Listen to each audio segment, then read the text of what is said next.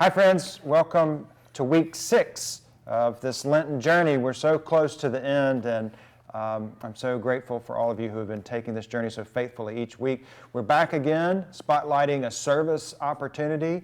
Claire Smith, our Director of Missions and Outreach, is here to tell you about that. Claire? Thanks, Jay. This week we are doing clothing drive. So we've got a couple of things in mind for you to look at. We are going to help students at Alabama State University. They have a clothes closet to help those students with a professional look. So we'll be taking anything you've got that you think would be appropriate for those students. Just as if our regular clothes closet was open, it'll be a clothes closet for them. The other group that we are going to help is Valiant Cross Academy, the high school boys. And Kimberly, our own Kimberly Baker, who is the development director for Valiant Cross, and she's a member of our church, has said that they need khaki pants and white long sleeve shirts. So I've got some samples up here. She prefers nicest new and nicest new for that. So we've got a link on Amazon we're going to put out for you. You can buy through that link. You can go to Walmart and get your own. That is where this that I've got samples of came from. But these are high school guys, and so we need the bigger sizes. So waist 32, 34, 36, appropriate length, men's shirts, okay? So we're not looking for the elementary school boys this time. We're looking for the adults. And so with all that being said, we hope to have successful drives for both of these very worthy groups that we are trying to help.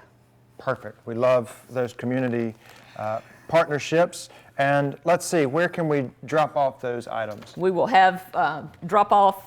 We'll do a drive-through like we've been doing, and we'll also have some tubs out in the breezeway for you to drop that week. Perfect.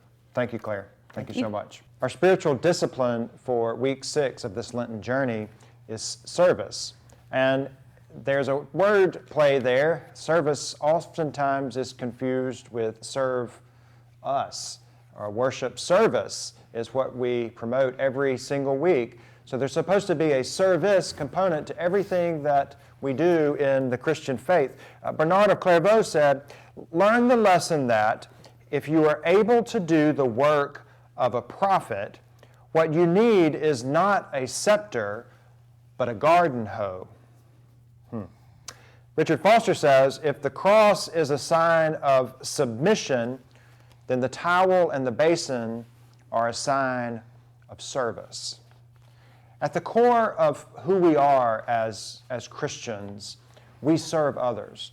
To follow the way of the cross, to follow in the footsteps of Jesus Christ. We've been making that journey this entire 6 weeks, and we have one more week to go into Holy Week. But to follow the way of Jesus Christ is to do so through service. That is using our voices, our hands, our feet, everything that we have, we offer up to God as a talent to serve other people, just as Christ did. In just a few days during Holy Week, one of the texts we're going to read on Maundy, Thursday, is when Jesus gathered around a supper table with his disciples, with his friends, his closest small group, his core group. And he did something very odd. He took off his clothes, basically, and he began washing the grimy, nasty, calloused, bloody feet of his disciples. One by one by one, he went around the table and he washed their feet, and then he dried them. And he did it very tenderly. And then he put back on those very garments that he'd used to serve his disciples.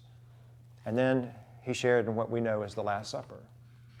What does it say to us that Jesus' final act with those for whom he cared so deeply was an act of service, an act of getting in, getting down, getting dirty, and helping someone else know what God's love looked like?